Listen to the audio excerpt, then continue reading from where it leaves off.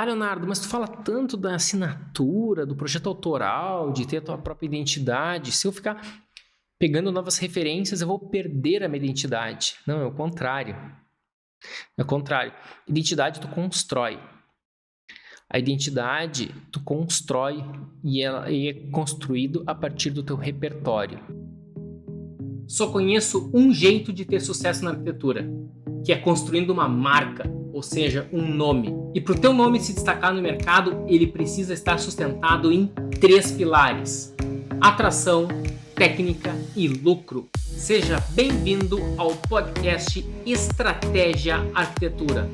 Para a gente poder entrar no alto padrão, para a gente poder realmente usufruir da arquitetura de alto padrão, usufruir do mercado de alto padrão, a gente precisa estar sabendo como é, afinal, essa arquitetura, né? E o que é que caracteriza uma arquitetura de alto padrão, o que não caracteriza, o que está no meio termo, o que está chegando próximo, o que é quase ela, o que não é.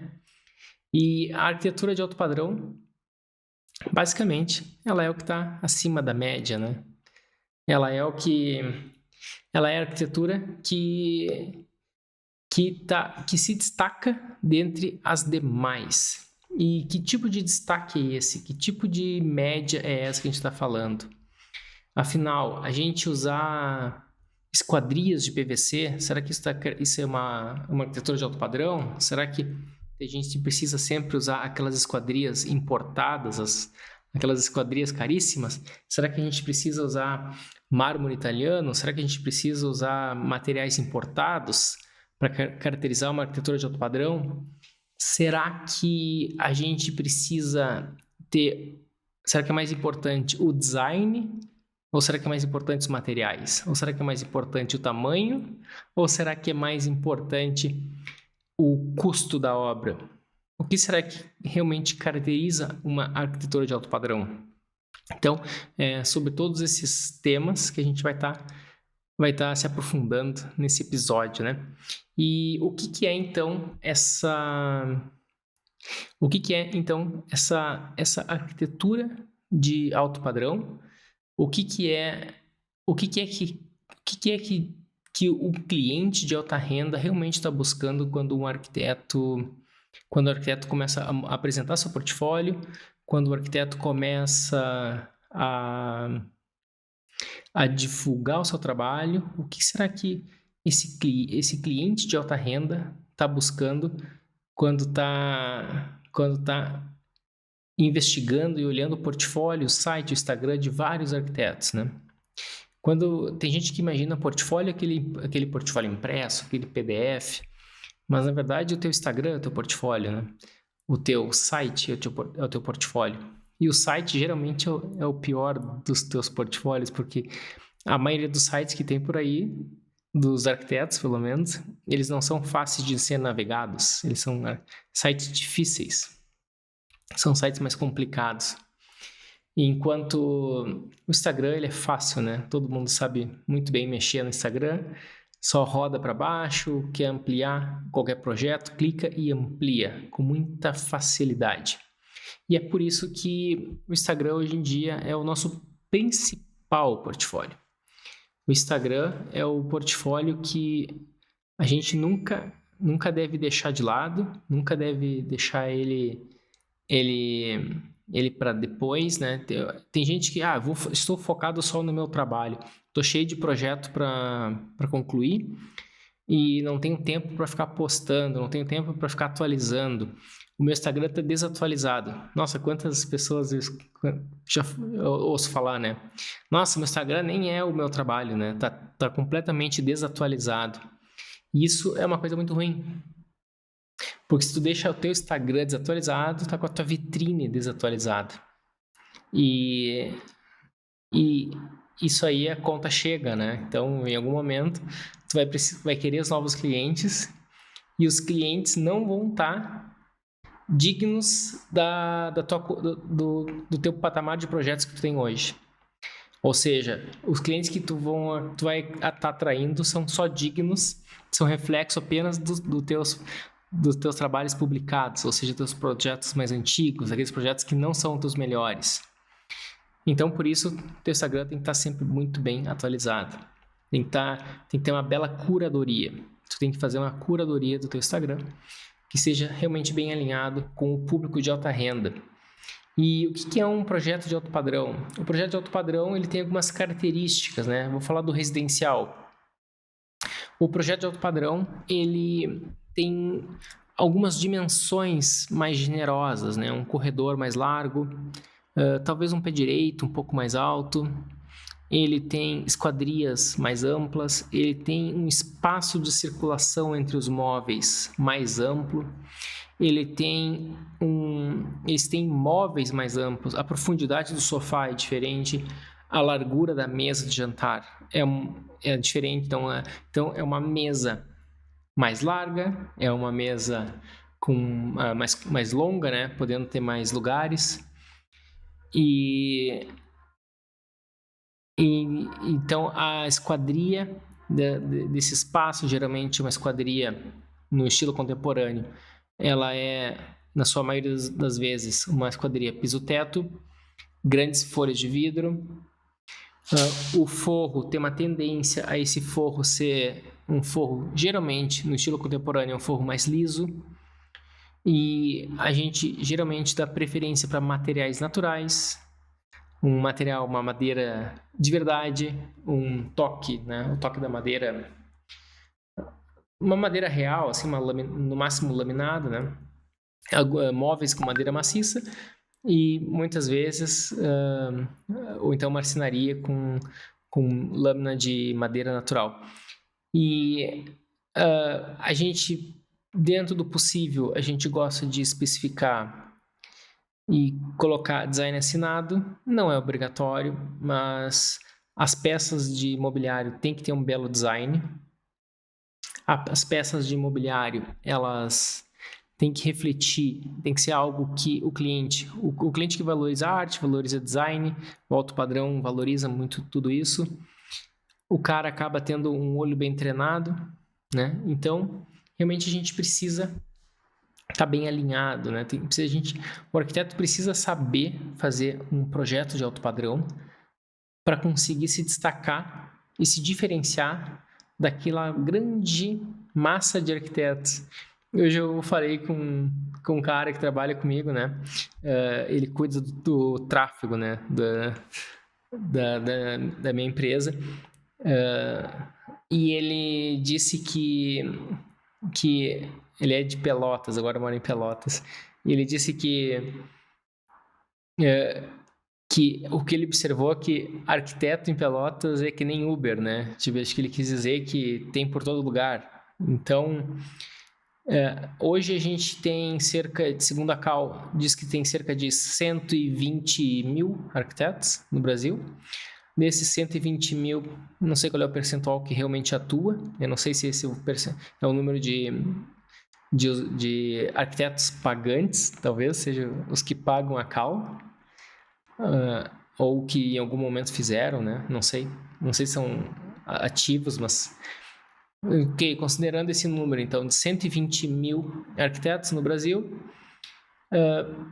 é um número bem generoso e isso significa que se a tua cidade onde tu atua tem uma faculdade de arquitetura, então, naturalmente, a tua cidade tem muitos arquitetos. E se tem muitos arquitetos, tu precisa se diferenciar. Leonardo, se diferenciar é muito trabalho. É tão mais cômodo, é tão mais fácil ficar fazendo o que eu já faço. Eu já me acostumei com isso. O problema não é a questão que tu está acostumado ou não. O problema é que quem não está crescendo está morrendo. E se tu não está crescendo, se tu não está evoluindo, tu está morrendo. Se tu não evoluir, tu vai naturalmente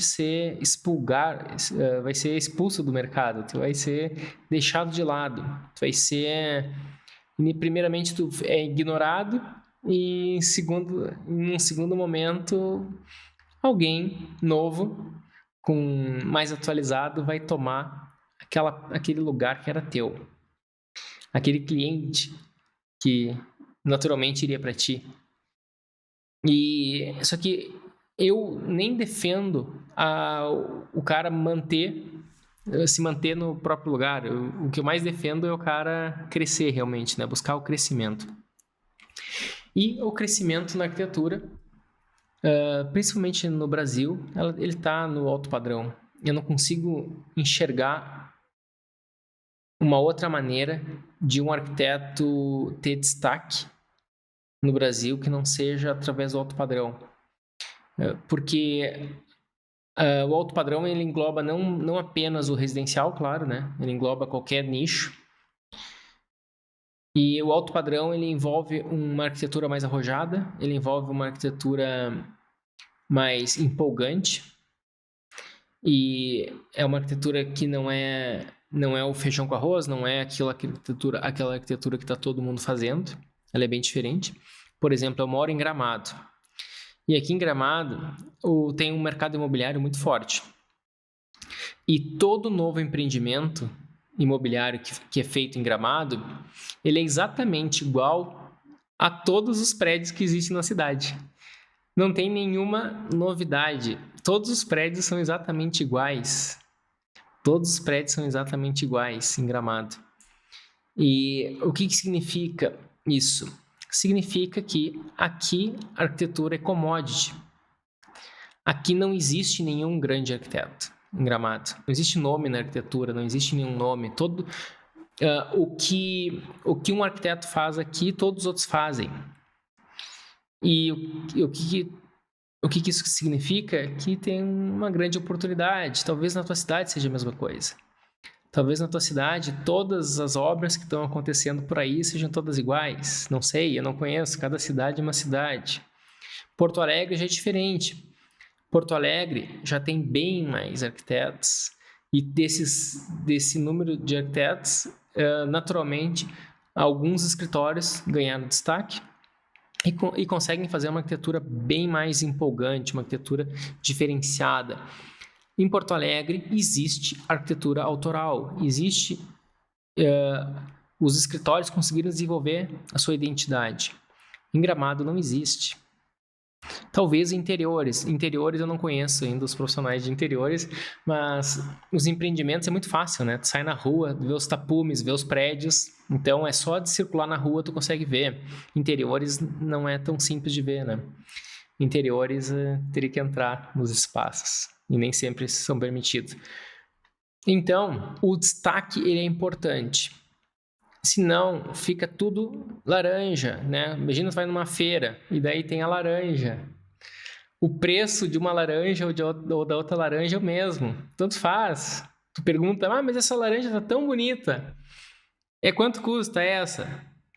Né? Custa R$1. E quanto custa essa outra laranja? Tá toda detonada, tu me dá um desconto? Não te dou, é R$1 cada uma. É laranja, é commodity. É por quilo ainda, né? Não sei nem quanto... R$5 o quilo. Qualquer uma delas. Tanto faz. É só laranja. E então, se tu tá fazendo uma arquitetura que está muito similar à dos outros, tu naturalmente é enxergado como um commodity, não tem diferenciação. E daí, essa arquitetura que tá todo mundo fazendo, ela é uma arquitetura média, mediana. Ela tem um padrão médio. E o destaque, né, quando tu te destaca, né, o que é se destacar? Imagina um prego que se destacou, né? Então ele subiu, né? Então se destaca, ficou mais alto. Então é alto padrão. Então um padrão mais alto, um padrão que se destaca. É um profissional que se destaca. As pessoas querem observar o que está fazendo, o que está acontecendo. Eu não vejo muito sentido em questão profissional a gente não buscar a excelência, né? Então, acho que a gente sempre tem que buscar excelência na questão profissional. Já que a gente escolheu essa profissão, sejamos o melhor possível, né? E, Leonardo, mas eu não tô satisfeito, meus clientes são muito ruins, eu sofro com meus clientes me maltratam, judiam de mim, meus clientes. eu quis ajudar eles, eu fiz um preço bem camarada.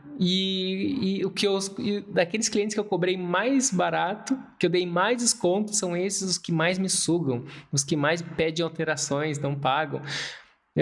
Os que eu mais ajudo são os que mais me maltratam. Isso não é justo, isso faz eu perder a paixão pela profissão. Sim, exatamente. Eu acredito. Eu acho que eu também estaria, né? Estaria no mesmo sentimento. Na verdade, eu já tive, né? Eu já tive. No início da minha carreira, era isso que acontecia. Os clientes que eu cobrava mais barato o preço, aqueles que eu dava maior desconto, que eu fazia o preço mais, eu deixava aquela minha margem de lucro assim quase inexistente, aqueles eram os projetos que eu mais sofria. Era o cliente que mais pedia, mais sugava. E daí eu vi que o problema não era... o problema não era exatamente o jeito que eu fazia o projeto, o problema não era a qualidade do meu projeto. O problema era o tipo de cliente. É o tipo de cliente. Não tem como... Por exemplo, o cara tá caminhando na rua, tá com sede, e daí tu vai oferecer aquele vinho que custa 100 mil reais a garrafa, entendeu? Então, o cara só tá com sede, entendeu? Não adianta tu ficar empurrando um produto errado. Tipo, o produto é de qualidade, o vinho é bom, entendeu? Só que o cara só tá com sede. Então, o que é um cliente mediano? Um cliente normal? Ele só quer um estudo rápido. E ele quer tentar contratar o mínimo de profissionais possíveis. Ele quer contratar poucas pessoas que façam o máximo possível, porque daí ele vai economizar e poder comprar os móveis que ele está tanto querendo comprar, ele vai conseguir concretizar aquele objetivo dele com baixo custo. Esse é o objetivo do cliente médio, do cliente classe média. Leonardo, eu te acho muito arrogante quando tu fala da classe média, como se a classe média fosse uma coisa ruim, uma doença. Eu acho que talvez para o teu negócio ela pode ser um pouquinho disso, tá? Ela pode ser... Ela pode tirar um pouco da tua paz do teu escritório. Mas a classe média não é ruim como existente, não é isso. Mas trabalhar para ela é meio desafiante. É meio desafiante. Leonardo, mas não faz sentido eu fazer vários projetos baratinhos, porque quando eu cobro barato, eu consigo ter muitos clientes, e meus clientes vão me indicando, né? E os meus fornecedores me indicam, inclusive. E daí eu estou sempre cobrando baratinho e eu estou sempre com o escritório cheio de projetos. Não é bom? Não sei, eu te pergunto se tu faz isso. O que tu acha? Tu acha bom? Né? O problema é que acabo trabalhando até tarde, acabo trabalhando no fim de semana, estou sempre cheio de coisa, o meu portfólio não tenho orgulho e a margem é muito pequena, eu tenho que fazer muitos projetos para valer a pena. Se eu faço poucos, a conta não fecha. Então, o que significa isso? Né? Eu acho que não é bacana. O que é melhor? Melhor é vender menos projetos e bem mais caros. Ou seja, projetos com uma margem de lucro bem maior. Isso é o que vale a pena. O que é que mais que vale a pena? O que é valer a pena? Valer a pena é uma expressão, não sei de onde veio, talvez de Portugal, que era... Se o cara queria fazer... Se o cara... Não tem nada a ver com pena de ave, né? Valer a pena tem a ver com a penitência, com o castigo, né? E o que é valer a pena? Valer a pena é... O cliente de alto padrão vale a pena, né? Trabalhar com alto padrão vale a pena. Significa, o esforço que tu tem, esse é a tua penitência, essa é a pena que tu tem que pagar, né? Então, frente ao que tu vai ganhar portfólio, bons honorários, tu vai ganhar um orgulho, um prazer em trabalhar, e para isso tu só tem que fazer o trabalho. Isso é valer a pena. Daí que vem a expressão. Então, para mim, eu já trabalhei com vários nichos, Eu já fiz clínicas médicas, já trabalhei com urbanismo, já trabalhei com pesquisa da faculdade, já trabalhei com fachadas de lojas, já trabalhei com reformas de apartamento classe média, já trabalhei... Acho que é o que mais o pessoal trabalha, né?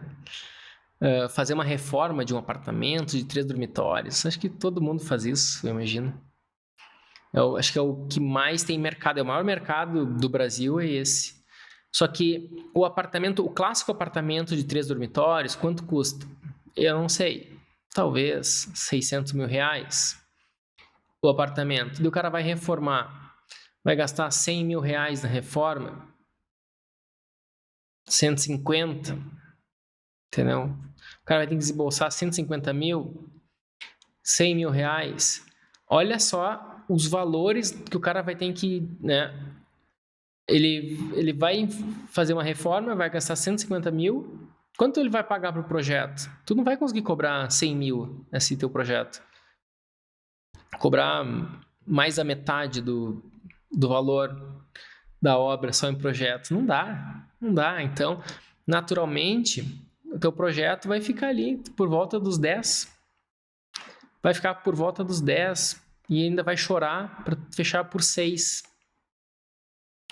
E daí, Leonardo, mas eu consigo vender interiores bem mais caro. Sim, daí para tu vender interiores mais caros, tu tem que trabalhar no alto padrão. Tu tem que trabalhar num segmento em que só o sofá vai custar 100 mil reais. Tu vai trabalhar num segmento em que o cara vai botar um belo piso, vai botar belas cortinas, belo mobiliário, vai fazer uma reforma geral e vai praticamente dobrar o valor do imóvel, né? Então, se o cara gastou ali 4 milhões no apartamento, vai gastar ali mais uns 3 ali, quase, né? Nessa reforma, mais 2, 3, botando tudo que tem de bom do melhor ali. Aí sim, aí tu vai conseguir cobrar bons honorários. Então, tu não precisa trabalhar com prédios grandes, não precisa trabalhar com grandes casas necessariamente para tu ser considerado alto padrão. Não, interiores com certeza tem alto padrão. Lojas, escritório, com certeza. Leonardo, eu estou fazendo por exemplo, né, um exemplo. Leonardo, eu estou fazendo um escritório de advocacia. Ok, se é um advogado, que muitos deles são muito ricos, eles querem botar tudo do bom e do melhor, isso é um alto padrão. Por quê? Porque, em geral, os escritórios são mais simples. Mas esse escritório, ele quer botar Jader Almeida, quer botar grandes designers, Aristeu Pires. Ele está querendo fazer uma recepção super top de linha, super, né, botar um balcão com mármore, com uma iluminação super bacana, divisórias incríveis. E aí, o cliente quer o alto padrão. E qual que é a tua missão, então? A tua missão é entregar o alto padrão. Tá, Leonardo? É só fazer o projeto e entregar? Não, não é só fazer o projeto e entregar. A tua missão é entregar o alto padrão. E o alto padrão, ele é um projeto diferenciado. Tu vai ter que investir em pesquisa de referências. Tu vai ter que o tempo inteiro verificar se esse teu projeto não está muito comum, não está muito parecido com o que os outros estão fazendo. Tu vai ter que ter mentores e referências. Tu vai ter que ter um escritório que tu realmente admira o trabalho deles e que esse escritório realmente ele é totalmente diferenciado. E daí tu vai pensar, esse escritório, ele faria assim esse projeto? Essa solução, né? Estou fazendo o lavabo do escritório. Será que aquele escritório que eu tanto, né, aqueles arquitetos que eu tanto admiro, será que eles fariam esse lavabo assim? Né? Esse lavabo está muito comum, eles fariam uma coisa totalmente diferente. Então tá na hora de tu pegar e rever. Então, o projeto de alto padrão, ele tem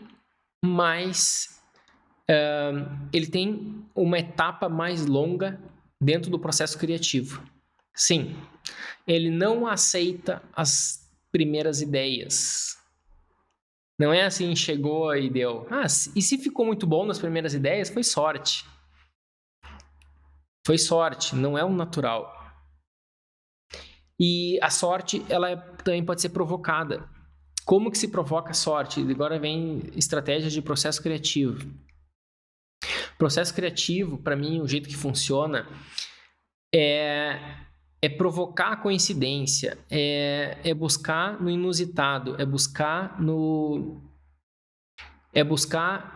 inesperado. Uma vez eu estava fazendo um estudo de uma casa, estava ali com o 3D Max aberto e daí eu fui fazer um teste de luz enquanto a casa estava sendo modelada. E quando eu fui ver aquela prévia do render, prévio, né, que era só um teste de luz, que a casa ainda estava com o modelo pela metade, estava inacabado, eu vi que ficou muito bacana. O acesso, eu vi, nossa, isso aqui, essa fachada ficou incrível. Então, eu mudei totalmente a disposição do layout. Né? O acesso que era de um lado foi para o outro, o living, balanços, tal, tudo acabou mudando em função daquele teste. O que isso quer dizer? Que foi uma coisa inesperada, inusitada, foi um acidente, digamos assim, né? Da mesma maneira que se reza a lenda que caiu a maçã na cabeça do Newton, que foi um acidente, que daí ele desenvolveu a teoria dele. Da mesma maneira, eu estava fazendo a casa BMR, e teve um acidente, fui fazer um teste de luz e eu vi que a modelagem ficou muito bacana. Que eu vi que um canto, deixando um canto com um grande balanço no canto e marcando o acesso, dá uma solução de fachada bem bacana, bem inusitada. Então, se tu tá achando que teus projetos estão muito mais do mesmo, começa a tentar olhar referências diferentes. Tenta buscar referências fora do país, fora do Brasil. Tenta olhar arquitetos internacionais, tenta olhar arquitetos europeus. Os europeus têm uma tendência a serem mais criativos porque tem muita miscigenação cultural, né? Então, o francês é diferente do alemão, que é diferente do italiano, que é diferente do inglês, do escandinavo. Cada lugar da Europa ali tem uma mentalidade, um jeito de fazer tudo muito diferente. Então, ali tem muita criatividade dentro da Europa. Ali tem excelentes referências que vale a pena ficarem olhando. Também começa a dar ouvido, se tu tem a oportunidade de ter uma equipe, né, começa a ver o que o pessoal da tua equipe acha bacana. Geralmente o cara começa a ter estagiários. Eu sempre aprendi muito com meus estagiários, porque os estagiários é uma geração bem mais nova que eu. Então, eu, naturalmente, tenho alguns ídolos. E os meus estagiários têm outro tipo de ídolos. São ídolos mais moderninhos, digamos assim. Então, são referências que, para mim, são desconhecidas. E, então, eu acabo aprendendo bastante com eles. Então, não que tu vai acatar exatamente ou literalmente a ideia de cabo a rabo, a ideia integral do teu estagiário. Mas talvez ele deu um caminho que tu poderia estar explorando, um novo caminho, um caminho que até então tu não estava explorando. Isso aí, para quem trabalha com criação, é bem importante, principalmente com uma criação como arquitetura, que é uma criação subjetiva, né? A arquitetura é subjetiva. Quem é melhor? Richard Rogers ou Norman Foster? Ou Zaha Hadid? Ou Tadao Ando, né? É subjetivo. É tudo subjetivo. Não tem como dizer que um arquiteto é melhor que o outro. Quem é melhor? Arthur Casas, MK27, Isai, Bernardes, Jacobsi. Não tem como definir. Cada um tem um estilo. Os clientes do Jacobsi preferem o Jacobsi. Os clientes do Isai preferem o Isai, né? Então, tem para todo mundo. O importante é tu ter a cultura de pesquisar, a cultura de beber de novas fontes. E, Leonardo, mas tu fala tanto da assinatura, do projeto autoral, de ter a tua própria identidade. Se eu ficar pegando novas referências, eu vou perder a minha identidade. Não, é o contrário. É o contrário. Identidade tu constrói. A identidade tu constrói e ela é construído a partir do teu repertório. Se tu faz pouca pesquisa, tu tem pouco repertório e a tua qualidade criativa tende a ser baixa. Tu tende a ter sempre a mesma resposta para diferentes perguntas. Quem tem pouco repertório tende a ter sempre a mesma resposta para diferentes perguntas. E isso não é uma boa arquitetura. Eu, às vezes, né, na minha jornada, já muito fiquei tentado a ter as mesmas, a tentar responder do mesmo jeito diferentes soluções, diferentes desafios de projeto. Só que às vezes, né, o cliente pede coisas bem diferentes.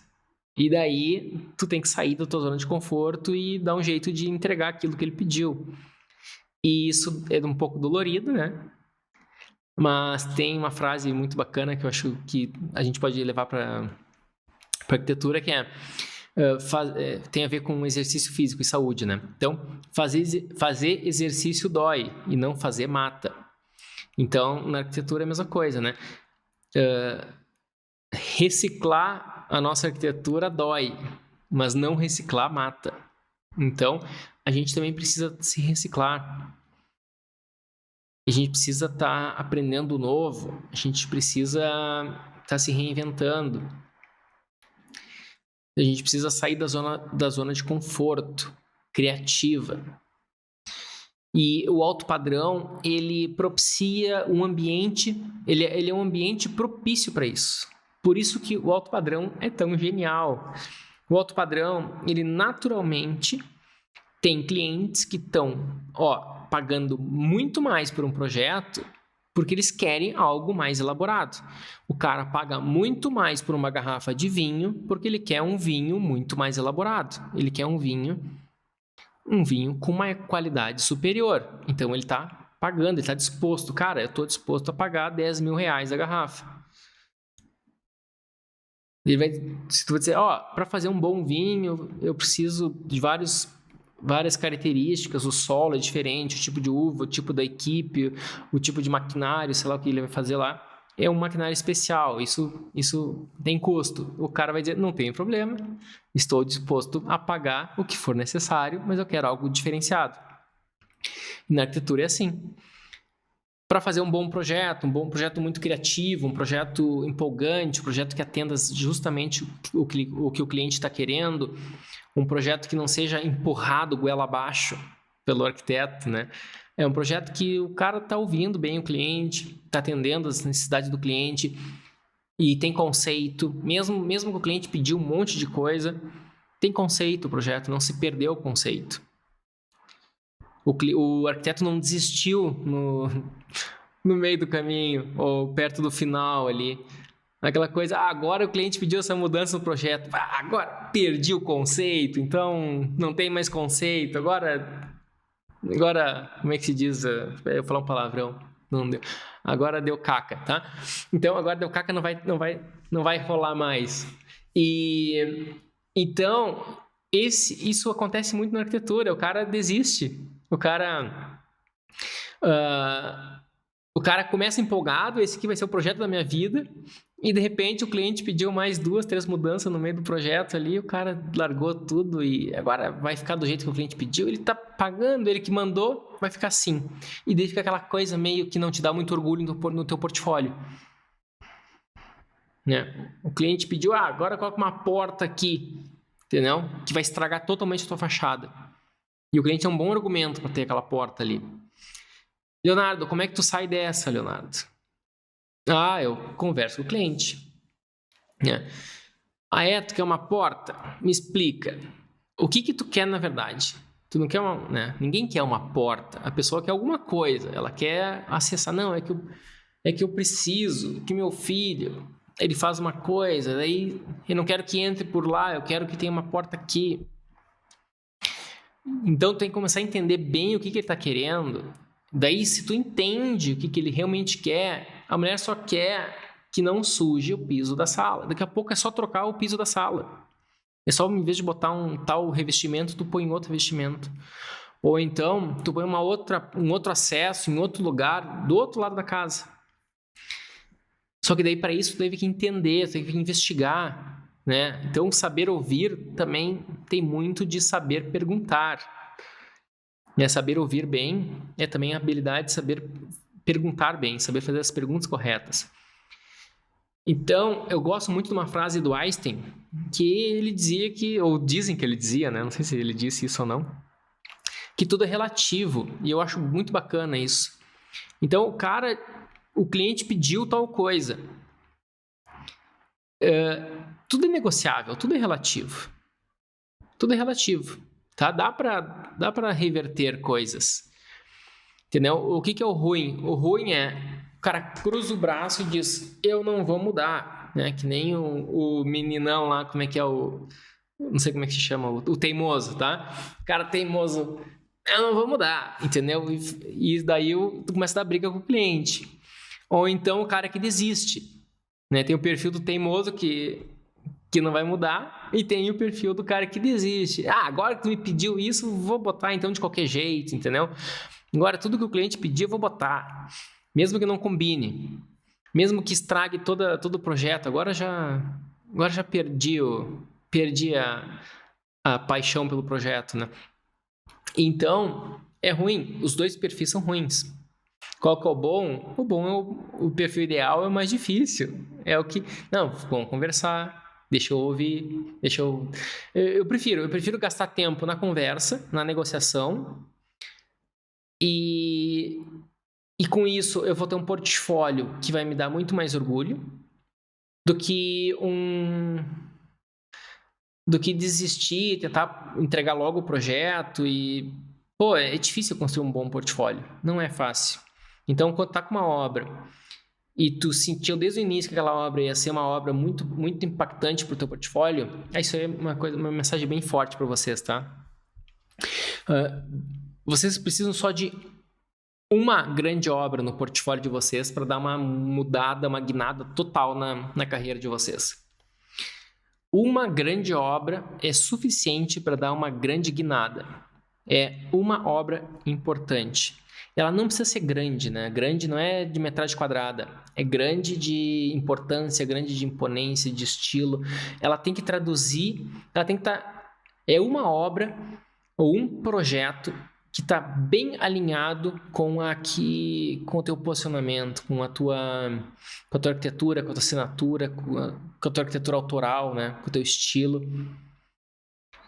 Leonardo, eu vou fazer uma coisa que está todo mundo fazendo, que está em alta. Isso não é autoral, não tem assinatura. Tu começa a virar uma laranja tanto faz. As pessoas te compram por quilo. Tanto faz, é tu do lado, tudo a mesma coisa, entendeu? E, Leonardo, eu não consigo cobrar mais caro do que eu cobro. É porque o mercado não está enxergando que tu vale mais que isso. Tu tem que mudar a tua percepção de valor. O valor não é algo intrínseco de verdade, né? O valor é algo que está na percepção do outro. Para uma mulher, uma bolsa Louis Vuitton vale muita grana, né? Não sei, talvez não para todas, mas para muitas delas valem. Elas olham aquilo, cara, essa bolsa, elas não falam cara, né? Elas falam outra coisa. Aquela bolsa vale muito, é meu sonho, né? Para algumas mulheres. Agora, para homens, aquela bolsa não vale nada, entendeu? Acho que um homem não quer nem de graça. Tô aqui de graça para tu guardar tuas ferramentas aqui dentro. Não quero. Acho que nem para isso serve, tá? Para levar tua chuteira quando for jogar futebol, nem para isso eles querem. Então, para eles não vale nada. Então, tudo é relativo. A questão de valor é relativa. Então, o que a Louis Vuitton fez? A Louis Vuitton estudou muito bem quem é o público-alvo E ela fez todo um material focado para o público-alvo. Ela não quis fazer um marketing, um posicionamento que agradasse a todos. Bem pelo contrário, ela foi super nichada. Leonardo, então é por isso que tu não dá bola para a classe média no teu trabalho, no teu escritório? Sim, é justamente por isso. Porque se eu quiser tentar agradar a todos, se eu vou fazer um vídeo para o meu escritório, por exemplo, e eu tô ali bonitão, ali, vou falar, você que quer fazer uma grande obra, numa grande casa, num condomínio bacana, ou também uma casinha pequena, né? Se for o teu momento, vem falar comigo. Não, eu não vou fazer isso, né? É aquela questão de atirar para todos os lados. Tem que nem no ramo da sedução, né? Se vai ter um cara que vai ficar dando em cima de todas as mulheres, na cara dura, assim, e sendo percebido assim, ele tende a ter a cair a moral dele, né? Não ser muito valorizado. Agora, se tem um foco e tem o público-alvo, aí sim, tudo tende a performar muito melhor. Então, como a Louis Vuitton, ela identificou quem é o público-alvo, toda a comunicação dela é justamente focada naquele público-alvo. Ela conseguiu entender bem o que a mulher, tipo, a campanha de perfume, né, que eu consigo acompanhar mais fácil. Campanhas de perfume tratam muito a questão do poder, sensualidade. Então, as mulheres, de certa forma, hoje, segundo as campanhas de perfume, elas querem ter poder. Então, é uma coisa que está subentendida no comercial. O que é perfume, né? Perfume é tão difícil vender perfume. Vocês já pensaram? Vender perfume é muito mais difícil do que vender arquitetura. Então, o perfume, eles trabalham só com símbolos. É só símbolos. Em nenhum momento uma campanha de perfume está escrito tons florais que você tanto precisa, né? O toque da bergamota, entendeu? Da laranja com canela, não sei. Então, eles não falam da composição técnica do perfume, que teoricamente seria o mais relevante. Não, eles falam dos sentimentos que seriam os sentimentos dos sonhos daquele público-alvo. E no teu marketing tem que fazer exatamente isso. Tu não importa qual é a pedra que tu usa. Não importa qual é o porcelanato que tu está usando. Entendeu? Eu não vou falar da marca da esquadria para o meu público. Não é isso que eles querem saber. Isso é importante para mim, tá? Para mim, tudo isso é importante. Qual é a pedra, qual é o porcelanato, qual é a marca da esquadria. E isso, tecnicamente, é muito importante. Isso que realmente vai fazer com que a tua obra seja uma obra de alto padrão. Mas não é isso que tu comunica no teu marketing. O que tu comunica no teu marketing é o sentimento. O sentimento que o teu potencial cliente vai ter ao estar usufruindo da obra. E no meu caso, eu tento botar implícito um sentimento de família, um sentimento de receber amigos, de essa felicidade entre pessoas. É isso que eu tento traduzir. Também tem, com certeza, sofisticação, status, elegância. Então, quando a gente faz grandes vãos, grandes panos de esquadria, uma esquadria esbelta, grandes vãos entre pilares, né? Aquela viga que não aparece, essa arquitetura minimalista, a gente está trazendo esbeltez. Esbeltez é um sinônimo para elegância, assim como o salto alto, né, da mulher. Ele é um pequeno ponto que toca no solo e sustenta todo o corpo da mulher. Então, isso é muito elegante. O salto alto tem um símbolo de elegância Da mesma maneira que uma arquitetura que com a base de vidro, com aquele área social de vidro, ícone da arquitetura contemporânea, com poucos pilares, que geralmente o pilar está por dentro do vidro, então tu nem enxerga, né? É como se aquele retângulo de concreto estivesse flutuando. Essa é a leveza que é um sinônimo de elegância e sofisticação. É algo que flutua. Por que algo que flutua é sofisticado? Porque se flutua, as coisas que flutuam não pertencem ao campo terrestre, pertence ao divino, ao sobrenatural. E se é sobrenatural, é mais elegante. Então, o pé direito mais alto, tudo é mais alto, as grandes formas, né? São as formas da natureza. O pé direito mais alto como uma igreja, né? A igreja gótica, principalmente, super alta, pontuda, que era a conexão direta com Deus. E então a gente vai trabalhando esses símbolos, são símbolos do ser humano, né? Da humanidade. Quando vai trazendo esses símbolos para a tua arquitetura, ela vai se tornando alto padrão. Só que também tu tem que ter consciência dos símbolos. E por que o triângulo... Vou desenhar aqui para vocês. Então, por que esse triângulo aqui tende a ser super elegante e esse triângulo aqui tende a não ser elegante? Porque esse aqui mal toca o solo, ele flutua. Esse aqui a gente fica intrigado. Nossa, será que ele vai cair? Esse aqui não vai? Olha que bacana que é. Esse aqui, olha só quando o cachorro faz cocô, como é que fica, né? Não fica assim?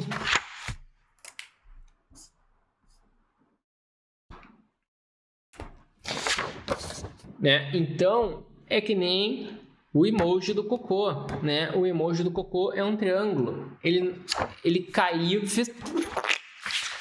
Não é bacana, não é elegante. E então, a arquitetura, quando a gente tenta deixá-la mais elegante, tenta fazer ela flutuar, ela fica muito mais legal. Tu vai fazer uma estante, trabalha com interiores, não trabalha com edificações. A tua estante, se tu faz uma estante que ela é leve, ela fica mais elegante.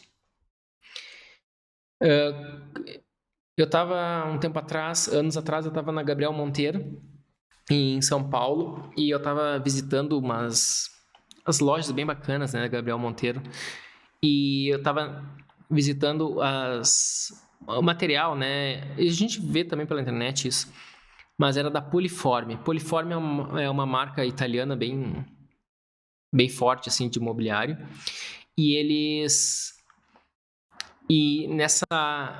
eu vendo a Poliforme, eu via que as prateleiras eram finas como um papel. E daí eu cheguei perto para ver, né? Eram metálicas. E depois eu fui numa Depot também ali perto e tinha uma estante do Jader Almeida também, que usou também estratégias bem semelhantes.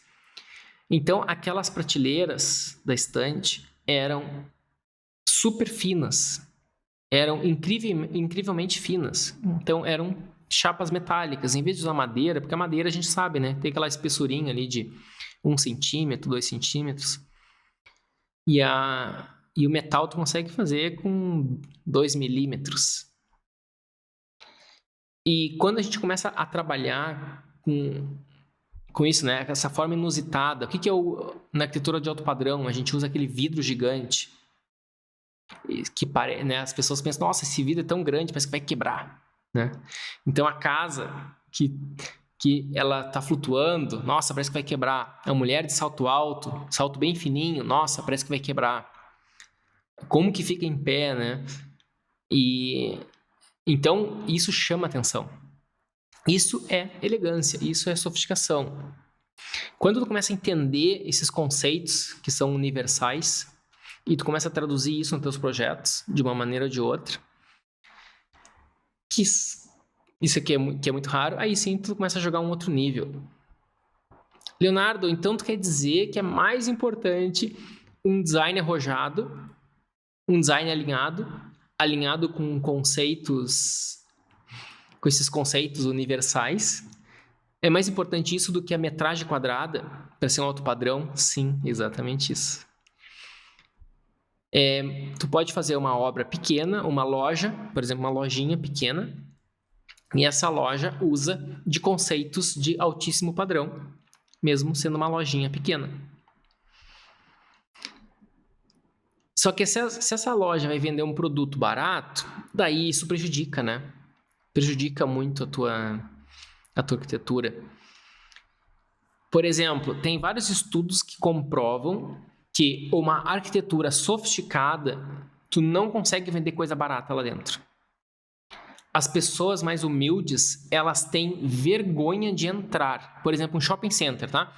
Um shopping center mais chique, as pessoas mais humildes não vão nem entrar no shopping, mesmo que tenha a loja que é... Vamos supor que tem uma loja que o preço tem várias filiais e o preço é padrão, o preço é tabelado em todas elas, né? Então, tanto faz se tu vai comprar aquilo dentro do shopping chique ou de um shopping popular, porque a loja é a mesma e tem o mesmo preço, tá? Então, as pessoas mais humildes, né? O povo, digamos assim, eles não vão para esse shopping mais chique por um bloqueio psicológico. Eles acham que tudo lá vai ser mais caro, mesmo que conscientemente eles saibam que alguma coisa lá dentro deve ser o preço normal, né? Não, eles não vão, tá? Então, uma loja muito sofisticada, se o pessoal vai botar um produto popular, naturalmente vai perder uma série de sofisticação nessa tua arquitetura, para eles conseguirem sustentar o posicionamento deles, tá? Então, o posicionamento vai ter que estar alinhado. Tem uma pergunta aqui. Essa estratégia do estilo de mais alto padrão para o nosso portfólio, pode acontecer isso? Essa estratégia do estilo de mais alto padrão. O portfólio de vocês devem sempre deixar um estilo mais alto, né? Um alto padrão, se vocês querem atrair clientes de alto padrão. Eu acho o melhor tipo de cliente. Ó, só atrair alto padrão e repelir os outros. É exatamente isso. Esse é o objetivo. Exatamente. Olha que interessante, né? A gente quer o cliente de alto padrão, mas às vezes a gente não quer repelir os outros. A gente quer tudo, né? É a ganância. A gente quer comer o risoto e quer comer a massa. Não sei se as pessoas são assim, né? Mas não sei se é um bom exemplo, tá? Mas as pessoas querem tudo, tá? Elas querem tudo o que tem direito, né? Vão no buffet e querem comer tudo. Vão no rodízio de pizza e querem comer todas, tá? Então, esse não é o ideal. Isso, pelo contrário, ele não funciona em estratégias de posicionamento. Se tu começar a atrair o cliente de classe média, cliente de baixo, um cliente mais que não é exatamente alto padrão, tu vai atrair, tu vai confundir teu posicionamento e tu vai misturar, ele vai ficar fraco. Por exemplo, um é água e o outro é vinho, tá? Se tu começar a misturar um com o outro, vai ficar ruim, entendeu? Se tu botar um pouquinho de vinho na água, tu estraga a água. Se tu botar um pouquinho de água no vinho, tu também começa a estragar o vinho. Então, em posicionamento, é bom tu tem que ser o mais puro possível. Leonardo, né? Recebi uma pergunta hoje no meu Instagram, respondi. Depois vocês olham, tem uma série de perguntas ali sendo respondidas no meu Instagram, nos meus stories. Leonardo, eu quero entrar no alto padrão, mas eu preciso pagar meus boletos. Então, essa pergunta, o cara já entendeu que o alto padrão, tu não vai conseguir o cliente alto padrão de um dia para o outro. Tu consegue, mas não é de um dia para o outro. Então, enquanto isso, ele tem que pagar os boletos dele. Então, o que se faz? Tu vai trabalhando nos teus projetos, que estão pagando as tuas contas, pagando teus boletos, mas não divulga eles. Senão fica consistente na tua divulgação. O teu trabalho é atrair o cliente alto padrão. Então, tu faz esses projetos mais básicos, mas não divulga. Que naturalmente a tua percepção no teu mercado é que tu tá sendo um cara mais arrojado e tu vai estar trabalhando com clientes mais de alta renda, né? Ou com projetos mais impactantes. E às vezes pode acontecer também de um cara que não tem nenhuma experiência, o cara recém se formou, não faz nada, não tem nada, entendeu? Não tem um bom conhecimento de arquitetura, e daí o cara já quer fazer aquele super projeto gigante. Daí o que está acontecendo? Ele tá correto, tá? Em querer e ter uma meta audaciosa, só que tem uma expressão que diz que ele está dando um passo maior que a perna, né? E quando tu dá um passo maior que a perna, sempre deixa um pouco de vestígios. Então, aquela arquitetura que está super, hiper, mega empolgante, gigante, grandona, né? O cara que vai fazer uma casa de 2, 3 mil metros quadrados, só que o cara não tem ainda nenhum cliente, nunca teve nenhum cliente. Então, é normal que o cliente que seria para aquela casa, ele fique desconfiado que não está sólido ainda, aquele posicionamento não está bem, não está sólido, né? Não tem uma boa base, não está bem estruturado. E é por isso então que a gente tem que dar um passo, digamos, intermediários, mais de um talvez. Então, primeiro, tenta conseguir um cliente, mesmo que seja mais simples. Ou seja, fazer uma reforma imobiliária de um apartamento de um dormitório. Conseguiu esse, já vai. Agora a tua meta é conseguir um de 2, uma reforma do apartamento de 2 dormitórios. Conseguiu esse, agora a tua meta é conseguir uma reforma de um apartamento de 3 dormitórios. São passos importantes, são marcos. Depois que conseguiu esse, quem sabe uma cobertura, um apartamento mais chique, ou quem sabe uma casa. Leonardo, mas eu não posso começar com casa direto? Pode, claro que pode. Pode também. Mas daí seria uma casa pequena de 2 dormitórios. Seria e depois, talvez uma casa de 3, né? Casa de 2, geralmente... não sei se as pessoas fazem de 2. Acho que ninguém faz casa de 2, né? Ninguém contrata arquiteto para fazer casa de 2. Quem faz casa de 2 não contrata arquiteto.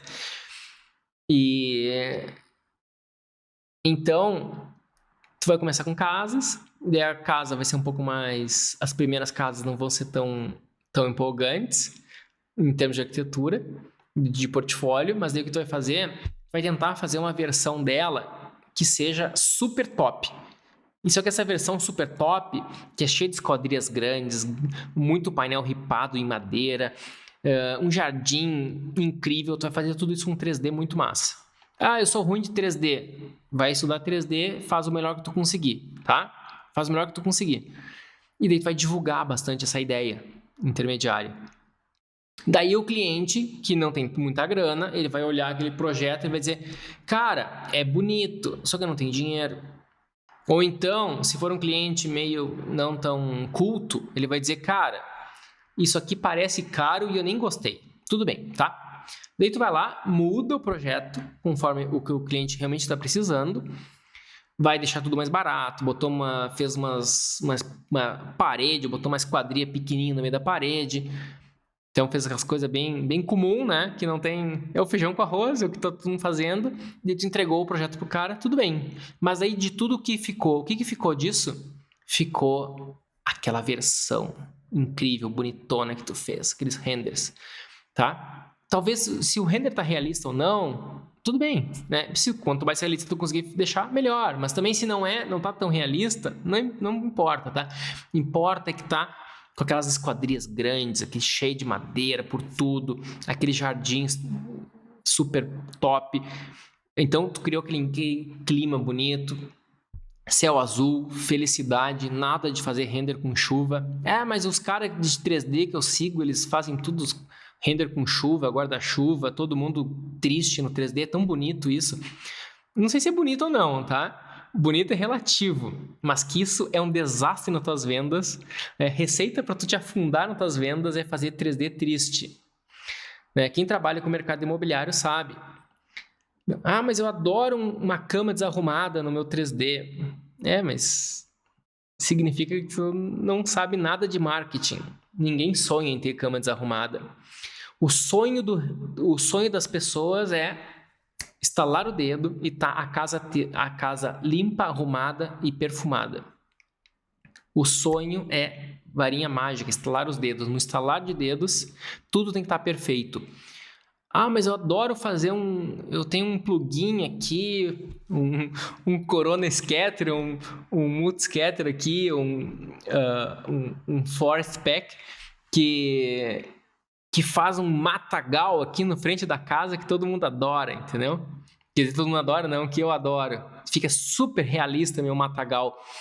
Não, as pessoas gostam da grama aparadinha, da grama bonitinha, bem verdinha. De preferência que ele consiga até imaginar um Golden Retriever correndo ali. Aquele Golden Retriever é um cachorro muito amigo, com cara de amigo, cara peludo, todo mundo quer abraçar ele, até uma criança quer abraçar. E para quem estuda a linguagem corporal, depois você pode pesquisar o que significa o pelo, A coisa peluda, eu não vou falar aqui o que é pelo, tá? Mas tem um pouco a ver com sensualidade. Isso no âmbito inconsciente, tá? Consciente não. Consciente não tem nada disso. Mas no nível inconsciente tem a ver. E cada vez que tu vende sensualidade, isso dá uma turbinada no teu marketing, Então, grandes marcas usam a sensualidade de maneira inconsciente, de maneira subliminar. Então, tu usar um animal peludo é uma maneira de fazer isso. Então, é o mundo perfeito, é um mundo mágico, é um mundo elegante. É isso que tem que vender. E o que tu não deve vender? Não deve vender a vida comum, a triste realidade. Tu não deve vender a triste realidade. Mas eu fiz um 3D da casa, eu tirei uma foto da rua e eu fiz uma inserção perfeita do projeto na foto da rua, entendeu? É um super trabalho de fazer isso e ficou extremamente realista. É o cara mais realista do mundo. Tu conseguiu bater o recorde da imagem mais realista do mundo, só que a imagem ficou um cocô. Ficou triste, entendeu? Não ficou um cocô, ela ficou um triste, Na prática, ficou um cocô nas tuas vendas, entendeu? O teu portfólio é ruim, Tu tem que vender o mágico, tu tem que vender o especial. Mas eu estou enganando, assim. Não, tu não está enganando. Existe o dia de sol, existe a grama perfeitamente aparada. Então tu pode escolher. Se tu fizer um render, tá todo mundo feliz num dia de sol, o sol brilhando, as plantas, as flores, plantas, tudo verdinho, o cachorrinho feliz, a criança sorrindo. Se tu fizer um render assim, tudo o foguinho, a lareira acesa, a luzinha com brilho, tudo arrumadinho, tudo com peças de design, quadro bonito, peças, design imobiliário assinado, isso aí é possível. É possível. É só fazer.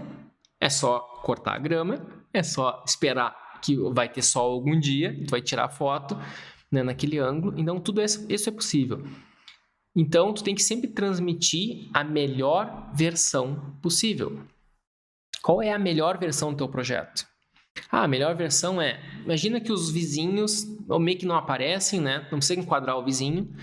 O fotógrafo não enquadra o vizinho. Vamos supor que tu faz uma calçada muito bem feita ali. Daí sim, aí sim tu vai fazer o teu render baseado nisso. Porque o foco não é tu. O cliente não quer contratar um cara de 3D que vai saber representar um super modelador. Não é isso que eles querem. Eles querem contratar alguém que saiba fazer um belo projeto. E o belo projeto tem que estar... na parte que tu faz o projeto tem que estar impecável.